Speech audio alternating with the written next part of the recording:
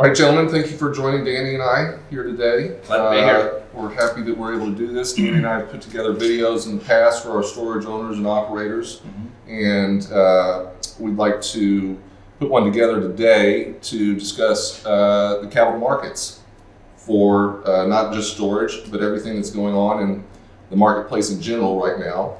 And we're here in y'all's new Dallas office and part of the Marcus Millichap Capital Corporation now. I thought it'd be a good opportunity for y'all to introduce yourselves to our owners and operators, give them a little history and tell them what you do and why we're here and all that. Great. Well, thanks for having us today. Sure. We're pleased to be here. And up until about April 1st of this year, Sonny and I were co-owners of a boutique mortgage banking company that's been around for 27 years. In our 27-year history, we've done just over $16 billion of debt and equity placements, all in the commercial real estate space.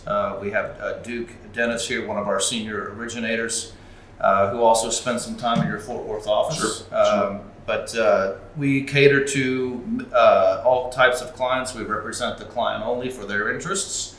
We sit on their side of the table, negotiating the best deal for whatever it is they're trying to do on that day, whether it be long-term CMBS, whether it be life company, hedge fund, construction loans, all across the capital stack we play.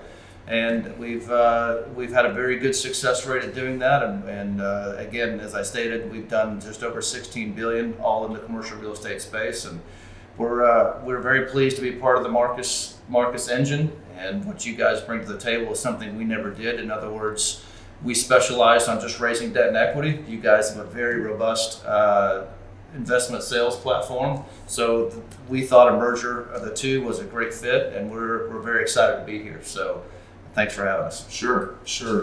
So Todd, Sonny, Duke, Danny and I, as our investors know, we focus exclusively on storage within the state of Texas, representing owners in primary, tertiary, secondary markets, all up and down the spectrum. And we'd like to think we've got a pretty solid understanding of what's happening at any given time in the capital markets, but we also understand that it's not our specialty per se. So we thought it'd be a good opportunity to bring our investors up to speed on kind of where we've been, where we are now, and what we see coming down the pipe relative to the capital markets, particularly in light of the COVID situation. So Sonny, is that something that you'd be interested in talking about? No, I appreciate that, Brandon. Historically, pre-COVID, the liquidity markets were very strong, and they still are strong, but there's some reservation in the markets currently today.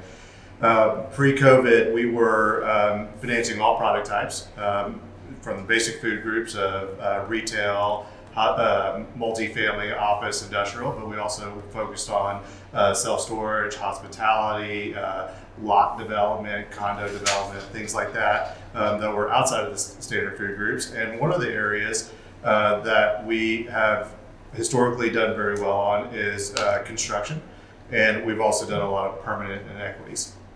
Now, pre-COVID, our diversification across product types has actually been very diverse in the sense that each of those product types had liquidity chasing after pre-COVID. COVID produced a different element to the capital markets, that people are uncertain about what areas to invest in.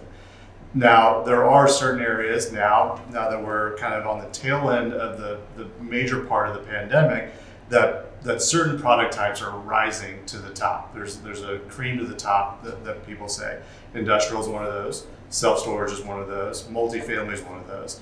On the other end of the spectrum, hospitality and certain types of retail are suffering in the capital markets today. Right. And when I say suffering, those asset types can still get financed. It's just that it's at a much lower leverage and a much higher cost. Now, on the positive side of the spectrum, self-storage, industrial, multifamily, there's still a lot of capital both on the debt and the equity side chasing those product types.